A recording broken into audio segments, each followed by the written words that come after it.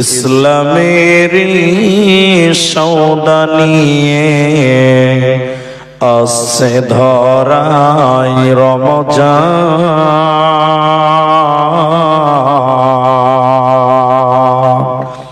ভোরের আগে নিয়ত বান্ধ, ভুল করো না মুসলমান।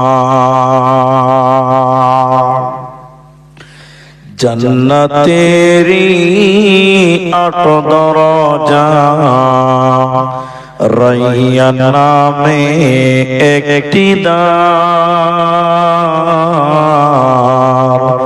সেই দ্বারেতে যাবেন শুধু যারা আল্লাহর রোজাদার। ইসলামের সওদা নিয়ে আসল ধরাই রমজান।